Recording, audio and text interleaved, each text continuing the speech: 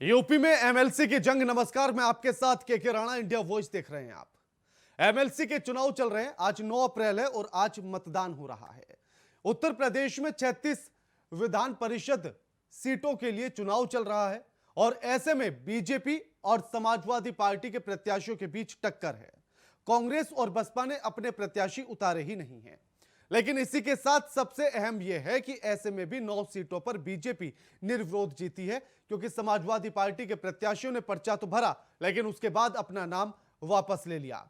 और साथ ही इस बार अब जो सबसे अहम चर्चा है वो यह है कि अखिलेश यादव अपनी किस्मत अब एमएलसी में भी आजमा रहे हैं। अब जहां जहां से पर्चा वापस लिया गया, जिनमें से बदायूं है जहां सपा के विनोद कुमार हैं और ऐसे में उन्होंने पर्चा वापस ले लिया, तो बीजेपी के वागीश पाठक की जीत तय। अशोक अग्रवाल उनके सामने है रजीउद्दीन। मिर्जापुर और सोनभद्र सीट से बीजेपी के विनीत सिंह और रमेश यादव ने चुनाव लड़ने से मना कर दिया, यानी कि अपना पर्चा वापस ले लिया। गाजीपुर से भोलानाथ शुक्ला समाजवादी पार्टी से, और उन्होंने भी अपना पर्चा वापस ले लिया।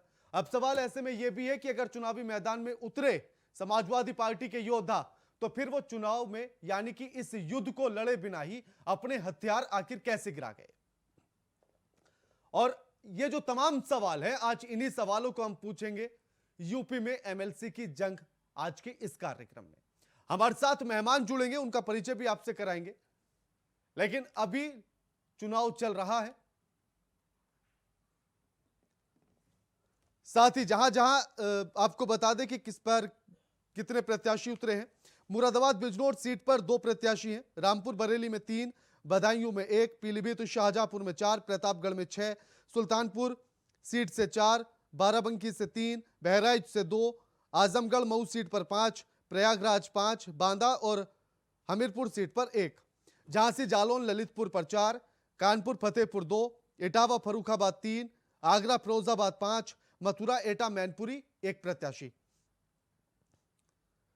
अलीगढ़ में 1 प्रत्याशी, बुलंदशहर 3, बस्ती सिद्धार्थनगर 3, गोरखपुर महाराजगंज 2, देवरिया 6 और बलिया 2। ऐसे में मेरठ, गाजियाबाद और बुलंदशहर समाजवादी पार्टी ने ये सीटें जो है वो अपनी सहयोगी आरएलडी के लिए छोड़ी थी। और ऐसे में सबसे अहम यह कि बुलंदशहर और गौतम बुद्ध नगर सपा और रालोद के प्रत्याशी ने यहां चुनाव लड़ने से मना कर दिया, यानी कि अपना पर्चा वापस ले लिया। यानी कि यहां भी मैदान छोड़कर भागते हुए नजर आए समाजवादी पार्टी और आरएलडी के प्रत्याशी।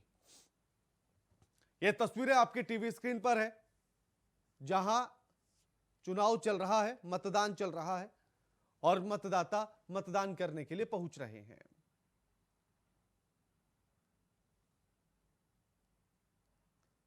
अब देखना यह होगा, अब 12 तारीख को यानी कि आज 9 अप्रैल को मतदान और 12 अप्रैल को मतगणना होगी, परिणाम सामने आएंगे। अब जो स्थिति अभी तक नजर आ रही है और जिस तरह से समाजवादी पार्टी या फिर आरएलडी के जो प्रत्याशी हैं वो जिस तरह से मैदान छोड़कर जा रहे हैं, तो ऐसे में यह भी मानना तय है कि बीजेपी अपनी बढ़त बनाकर रखेगी। और हमारे साथ जो मेहमान जुड़ गए उनका परिचय आपसे करा देते हैं। हमारे साथ आरके मिश्रा जुड़ गए, नेता हैं बीजेपी के। आरके मिश्रा जी, स्वागत है आपका इंडिया वॉइस पर। आरके मिश्रा जी, जी जी जी 9 सीटों पर तो एकदम से जीत तय है, तो अंदर से गदगद तो हो ही रहे होंगे। देखिए राणा साहब, यहाँ पर एक चीज हम सबको समझने की जरूरत है। जो उत्तर प्रदेश में जो एक परिवर्तन का दौर 2017 के बाद जब जनता ने जब बिल्कुल महसूस किया जो कि यहाँ पर परिवर्तन होनी चाहिए, और एक पारंपरिक राजनीति जिस तरह से उससे ऊपर उठ करके जिस तरह से जनता ने जनादेश और जो विश्वास दिखाया भाजपा के प्रति, वो अभी तक बिल्कुल कायम है। भाजपा उनकी अपेक्षाओं के ऊपर में खरी भी उतरी है। 2017 से 22 का ले लें और 2022 के बाद अगर देखें, जो कि 100 दिन का प्लान पहले ही तैयार कर लिया गया है, इसमें कानून व्यवस्था से लेकर के महिला सशक्तिकरण की बात हो, चाहे विकास की बात हो, चाहे भू माफिया के ऊपर में कार्रवाई की बात हो, तो जनता तो बिल्कुल प्रसन्न है और अपने जनादेश के माध्यम से जिस तरह से भाजपा को उन्होंने आशीर्वाद दिया है, निश्चित तौर पर ये बिल्कुल एक अच्छे संकेत है। जो एक पारंपरिक राजनीति चलती आ रही थी वो बिल्कुल खत्म कर दिया है। चाहे एमएलसी का चुनाव हो, चाहे विधानसभा का चुनाव हो, चाहे पंचायत चुनाव हो, निश्चित तौर पर वो परिवर्तन हम लोगों को सामने में देखने को मिल रही है। और हम आगे भी अपेक्षा करते हैं जनता से, जो इसी तरह का जनादेश और इसी तरह की अपेक्षाओं के ऊपर में हम लोग खड़े उतरे, ये बिल्कुल आशा है। जी बिल्कुल। सुधा जी भी हमारे साथ जुड़ गई हैं, कांग्रेस की नेता हैं। स्वागत है आपका सुधा मिश्रा जी। सुधा जी, आप तो मैदान में ही नहीं है इस बार।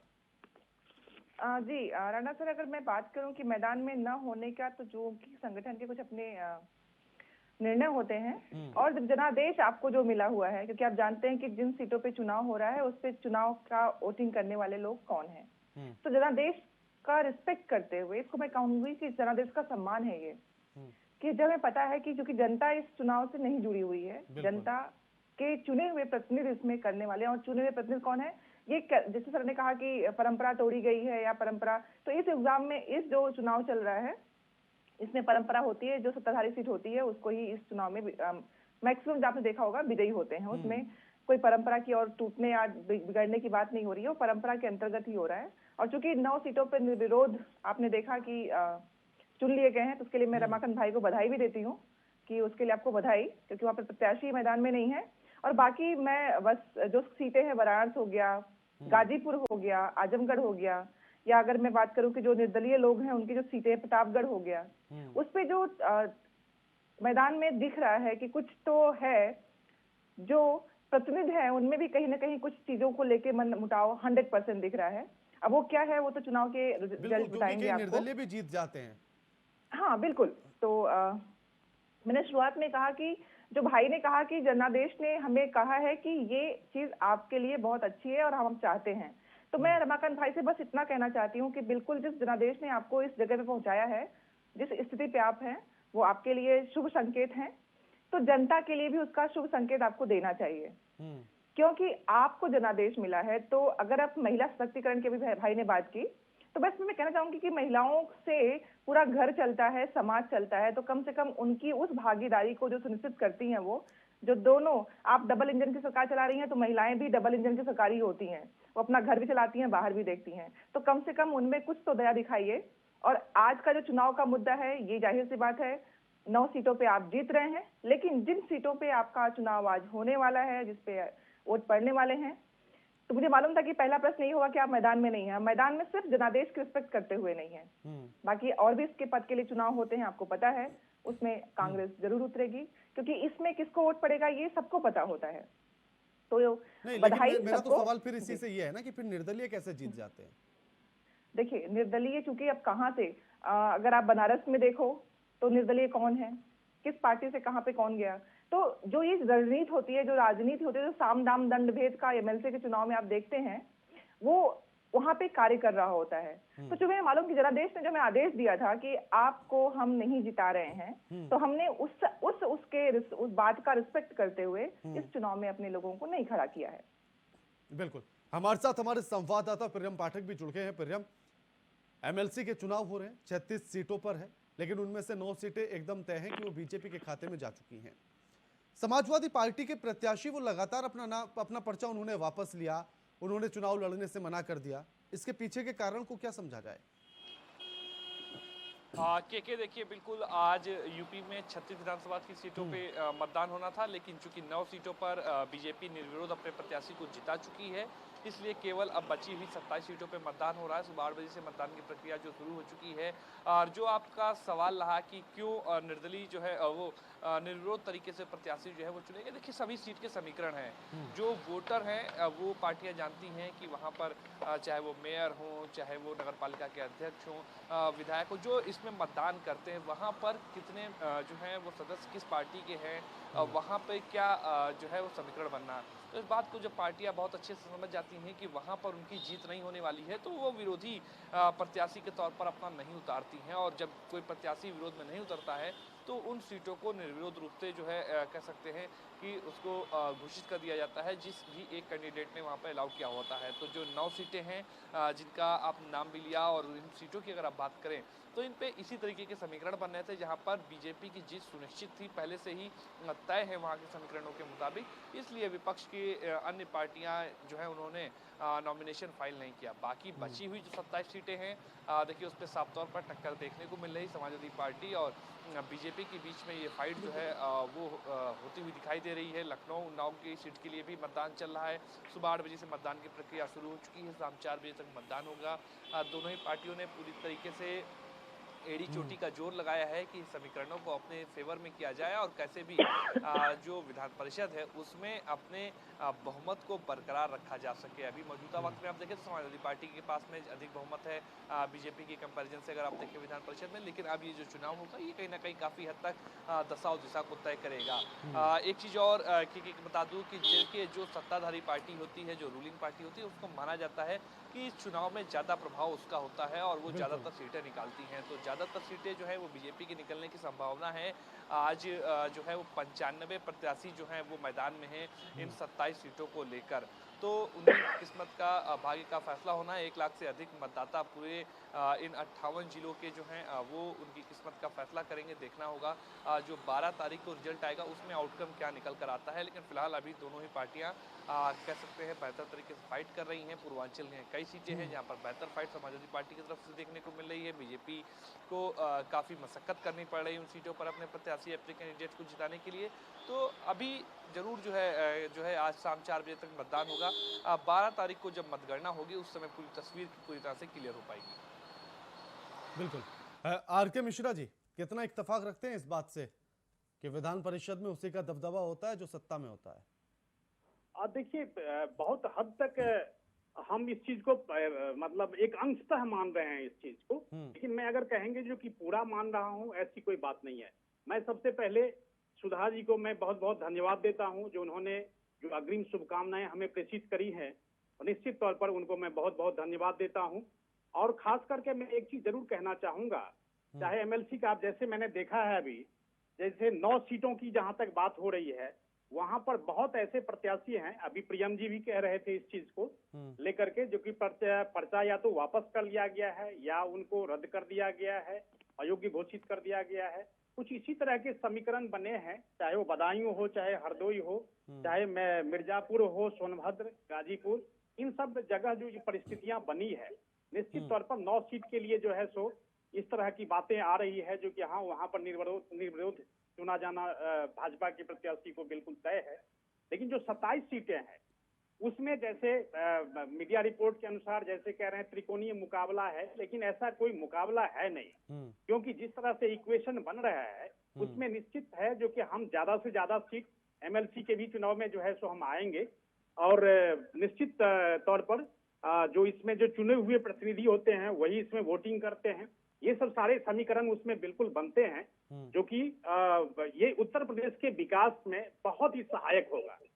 और मैं बार बार उसी चीज को दोहरा रहा हूं, जो कि जनादेश जो मिला है, जो एक पारंपरिक राजनीति होती थी, एक पार्टी विशेष को जो जनता जो है सो बिल्कुल चुन करके भेजती थी, चाहे आप विधानसभा में देखें चाहे पंचायत में देखें, तो इस तरह का जो परिदृश्य था वो देख रहा हूँ लास्ट 10 सालों से ये बिल्कुल बदला हुआ परिस्थिति है और ये अच्छा संकेत है। मैं ये कह रहा हूँ, चलिए आज भाजपा सरकार में है, कल कांग्रेस सरकार में रहेगी या कोई और सरकार में रहता है, तो ये जो पारंपरिक जो राजनीति रही है ये बिल्कुल इसमें बदलाव होना बहुत जरूरी है। और यही बदलाव जो है सो आप देखेंगे लास्ट 10 सालों में ये चीज जो है सो हम लोगों को सामने में आया है। और जो विकास की जो एक जो फेज होता है वो फेज बाय फेज जिस तरह से सत्ता में आती है कोई भी पार्टी, वो निश्चित तौर पर उस चीज को आगे बढ़ाने की कोशिश करती है। बिल्कुल। सुधा जी, इस बात पर तो आप मुस्कुरा ही सकती हैं, उन्होंने कह दिया कि हो सकता है आने वाली सरकार आपकी हो। जी बिल्कुल। मैं रमाकांत भाई जी से एक बात कहना चाहूंगी। दोनों बात कह रहे हैं, ये कह रहे हैं कि परंपराओं को तोड़ रहे हैं हम, और फिर कह रहे हैं कि जो पार्टी है वही जीत रही है। तो दो बातें मतलब एक साथ नहीं रमाकांत भाई देखिए, आपने कहा कि कोई और नहीं आ सकता, त्रिकोणीय मुकाबला नहीं है, आपने सीधे सीधे उस मुकाबले को मना कर दिया। अगर मैं कहूँ कि सबकी निगाहें बनी है धनंजय सिंह जी, ब्रजेश सिंह जी और हमारे उनके जो पत्नी चुनाव में उतरी हैं, उनके अगर चुनाव को लेकर कहा जाए कि हमारी अन्नपूर्णा सिंह जी हैं, वहाँ पे डॉक्टर सुदामा पटेल हैं, तो उमेश यादव जी हैं। अगर उसमें सीट की बात करूं, तो अगर आपको लगता है कि आपको कोई मुकाबला नहीं दे रहा है, तो शायद मुझे लगता है कि इस जगह पे रमाकांत भाई थोड़ा सा कम लोगों को आंक रहे हैं। लेकिन दो बातें आपने कहा, परंपराओं को तोड़ा जा रहा है पिछले 10 सालों में, 7 सालों में, 5 सालों में, और बात आप फिर वही कह दे रहे हैं कि नहीं, जीत तो भाजपा ही रही है, कोई मुकाबला नहीं है। तो दोनों बात सत्य नहीं हो सकती है, क्योंकि ये परंपरा रही है कि जिस पार्ट नहीं, भाई मैं बोल लूं, उसके बाद आप बोलिएगा। बिल्कुल मैंने कहा, हाँ, आपने कहा था कि परंपराएं क्या हैं, तो जाहिर सी बात है जो एमएलसी का ये चुनाव होता है, जिसमें वोट देने वाले हमारे विधायक होते हैं, नगर निगम के सदस्य, तो बाकी जितने भी लोग होते हैं, वो जाहिर सी बात है जो पार्टी रूलिंग होती है उसके ही फेवर में कार्य का मतलब वोटिंग वो करते हैं, चाहते हैं कि साथ में मिलकर काम अच्छा हो। ये उनका अपना सोचना होता है, जो भी होता है, मैं उस पर नहीं आ रही उस मुद्दे पे। लेकिन जो हमें वाराणसी भदोही में दिखाई पड़ रहा है, जो हमें दिखाई पड़ रहा है आपके आजमगढ़ सीट पे त्रिकोणीय मुकाबला, या प्रतापगढ़ में आप देखिए अजय भैया के साथ जो चल रहा है गाजीपुर में, तो अगर आप इसको भी दरकिनार कर रहे हैं, इसका मतलब ये आप जानते हैं कि आपके ही लोग जीतने वाले। तो ये कैसे, इसका भी जानना बहुत जरूरी है रमाकांत भाई, कि अगर आपको ये पता है कि परंपरा तोड़ी जा रही है, फिर आप कह रहे हैं कि निर्दलीय जो त्रिकोणीय दिख रहा है वो ऐसा है नहीं, तो ये मैं जानना चाहूंगी कि ये दोनों के विपरीत एक साथ विलोम शब्दों को हम कैसे ला के सकते हैं। अगर त्रिकोणीय मुकाबला है तो जाहिर सी बात लोग दिख रहा है, और अगर आप ही जीत रहे हैं तो फिर आपको पहले बोल देना चाहिए कि भाई त्रिकोणीय मुकाबला जो आप लोग दिखा रहे हो गलत है, जीत हम ही रहे हैं, 9 ही सीट नहीं, हम सारे सीटों को जीत रहे हैं। बिल्कुल बिल्कुल। आर के मिश्रा जी, आप हाथ उठा रहे थे। जी जी बिल्कुल बिल्कुल, मैं सुधा जी के प्रश्न का उत्तर दे रहा हूँ। एक्चुअली मैंने कहा जो कि पारंपरिक राजनीति तोड़ी गई है। मेरा एक ही चीज कहना है, कोई भी पार्टी पहले क्या था, तो विकास के एजेंडे को किस हद तक बढ़ाती थी, जनता के सामने में कोई विकल्प नहीं हुआ करता था। मैं उस परंपरागत राजनीति की बात कर रहा हूँ। मैं ये नहीं कह रहा हूँ जो कि एक परंपरा हमने तोड़ी है, हमने नहीं तोड़ी है, जनता ने तोड़ी है। जनता ने जो है सो पारंपरिक जो राजनीति थी, विकास करे न करे, उनके पास विकल्प नहीं होता था और उन्होंने कैंडिडेट को जिताने की कोशिश करता था। यही परंपरागत ऐसा बिल्कुल नहीं है। जनता ने हमेशा अपने हिसाब से चुनाव में फैसले दिए हैं, और ऐसा नहीं हुआ है। अब खास करके अगर हम यूपी की बात करें, तो ऐसा कभी नहीं हुआ है कि परंपराएं बनी और उस पर चलता रहा। ये तो मैं नहीं मान सकती हूँ, क्योंकि यूपी में जितना बदलाव आप देखते हैं, तो हर 5 साल में बदलाव हुआ है। बिल्कुल। तो इसमें जो बदलाव है, इसमें आप नहीं कह सकते। हाँ, जो विकास के मुद्दे की आप बात कर रहे हैं भाई, हो सकता है कि हम जो दिखा रहे हैं वो सच ना हो, क्योंकि आज जो स्थिति है आप भी जानते हैं, 2010 में आप लोगों के लिए महंगाई बहुत बड़ा मुद्दा थी, लेकिन आज वो मुद्दा नहीं है। आप मुद्दा नहीं मानते हैं कैबिनेट के मंत्री सिलेंडर लेकर सड़क पर बैठ जाते थे। बिल्कुल, आज कोई नहीं नजर आता, हजार पार होने के बाद। राजनीति बिल्कुल बदली है, क्योंकि राजनीति आप चाहते हैं आपके सापेक्ष चले, जो आप कहते हैं उसी के अनुसार चले, लेकिन जनता के बीच में वो सूचनाएं जरूर पहुंचती हैं। वो जरूर एक बार देखेगा। एक बार हमारे प्रधानमंत्री जी का एक बयान था किसी पेपर में, मैंने देखा कि 80 करोड़ लोगों को रोजगार मिलेगा, उनका सपना था ये बात। और अभी वो कहते हैं कि 80 करोड़ लोगों को हम खाद्यान्न देंगे। मतलब क्या, जो रोजगार देना था खाद्यान्न देके आपने खत्म कर दिया। तो ये विकास की जो दोहरी चरित्र हम पेश कर रहे हैं, बिल्कुल परंपरा बदली है, इसमें कोई दो राय नहीं। हम कहते कुछ है, कहते करते कुछ और है। बिल्कुल परंपरा पूरी तरह से बदली है। और अगर इतिहास को देखा जाए तो इस तरह से जो राजनीतिक में इतना बदलाव है कि व्हाट्सएप की यूनिवर्सिटी की इंफॉर्मेशन थोड़े प्रसंगों को छोड़ के जो प्रस्तुत किया जाता है, बिल्कुल परंपरा बदली है। आधी अधूरी बात को पेश कर देना, फोटो कट करके किसी और का लगा देना, उसको कुछ और सूचना देना, बिल्कुल परंपरा बदली है। पहले राजनीति में ये सब चीजें नहीं थी। अब क्या है, आधी अधूरी सूचना को किसी तरह से जनता तक पहुंचा के उनको गुमराह करने की कोशिश करना, बिल्कुल परंपरा बदली है। मैं बिल्कुल मानती हूँ आप जो कह रहे हैं सत्य है, लेकिन अब ये परंपरा अपने अनुसार, जनता के अनुसार नहीं, हम क्या चाहते हैं देना, उतना कट पेस्ट करके प्रस्तुत करते हैं। परंपरा बदली है। और मैं चाहती हूँ कि आज के युवा वर्ग जी बिल्कुल। प्रियम पाठक, क्या लगता है कि अगर जिस तरह से प्रत्याशी मैदान में उतरते हैं, उसके बाद अपना पर्चा वापस ले लेते हैं, भले से समीकरण कुछ भी हो, लेकिन इस तरह से अगर मैदान छोड़कर जाना है तो क्या एक गलत संदेश नहीं जाता है जनता के बीच में? क्योंकि जरूरी नहीं कि जनता इतनी गहराई से समीकरण को समझती हो। बिल्कुल, देखिए ये जाहिर सी बात है कि जनता शायद ये आम लोग हैं या जो ऐसे लोग हैं जो बहुत ज़्यादा पढ़े लिखे नहीं हैं, और वो इन चुनावों को, इन समीकरणों को समझने में सक्षम नहीं होते हैं। और कहीं ना कहीं जब एक प्रत्याशी की तरफ से नॉमिनेशन किया जाता है, फाइल किया जाता है नॉमिनेशन, उसके बाद जब उसको वापस लिया जाता है तो एक गलत मैसेज जरूर जाता है। लेकिन चूंकि इस चुनाव में सीधे तौर पर जनता का जुड़ाव नहीं होता है, तो इसलिए जनता बहुत ज़्यादा इससे जो है वो मतलब नहीं रखती है। प्रत्याशियों की बात करें तो वो जरूर नॉमिनेशन फाइल करते हैं और उसके बाद वो देखते हैं कि किस किस ने नॉमिनेशन फाइल किया है। उसके बाद अगर उनके समीकरण के हिसाब से नहीं बनी है चीज़ें या जो समीकरण है वो उनके बिगड़ते हुए दिखाई देते हैं, तो वो इस तरीके के फैसले करते हैं या फिर अन्य और कई सारे वजहें हो सकती हैं नॉमिनेशन वापस लेने की। उसके अलग अलग प्रकार हैं।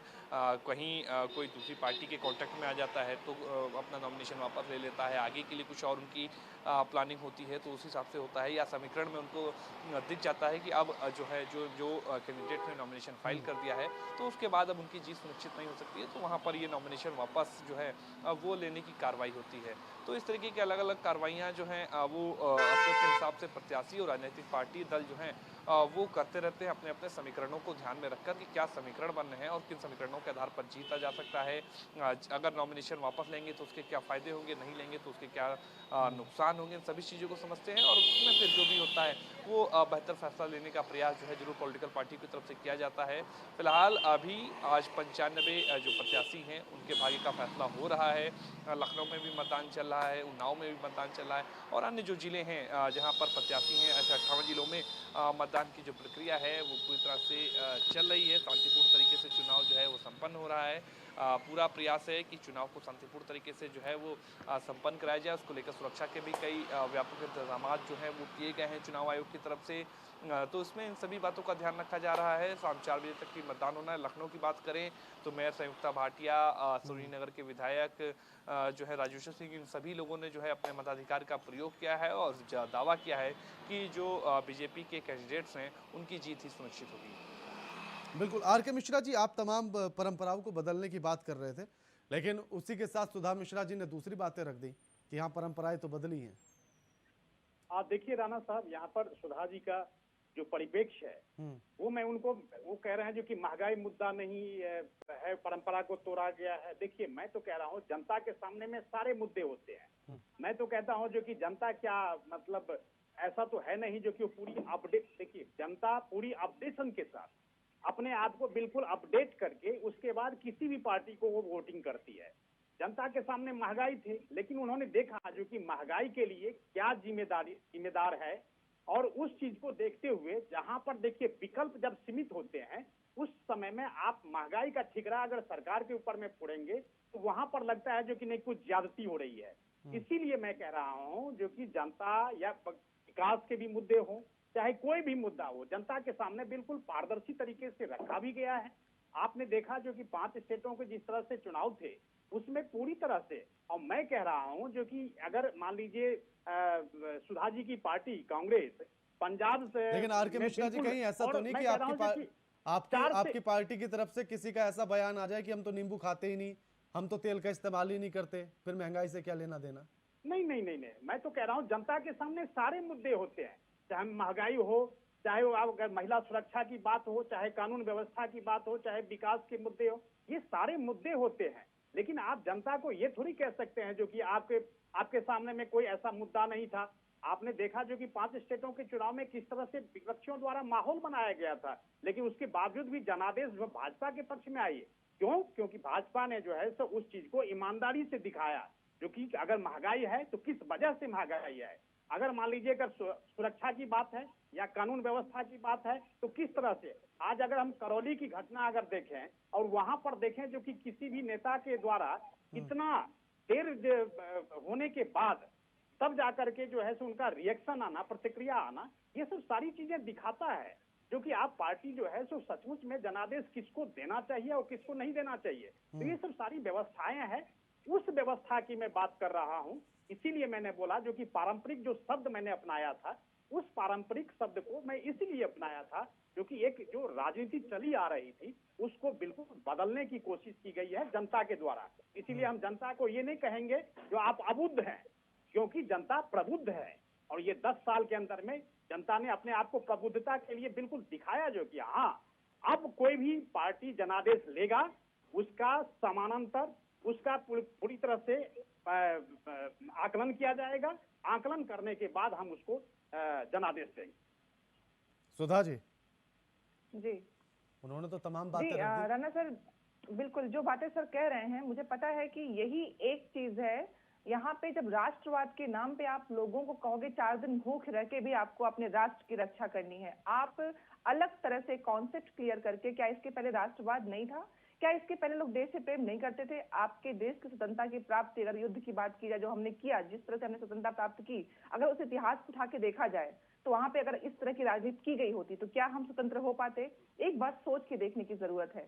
जिस बात को लाके ये लोगों में सिर्फ ये उकसा के, हमारे रसों में जो मन के भाव होते हैं उसमें वीर रस को चौथे नंबर पे रखा गया है, उत्साह को, ओज को चौथे 5वें नंबर पे रखा गया है। इसका मतलब जो श्रृंगार है, वो जो प्रेम है, वो प्रथम नंबर पे था, उसकी जरूरत समाज को होती है। लेकिन यहाँ पे लोगों को बस किसी तरह से कुछ भी करके इतना लास्ट कमेंट प्रियम पाठक, मतदान की स्थिति क्या कुछ है, कैसी है, एक बार बता दीजिए, 30 सेकंड।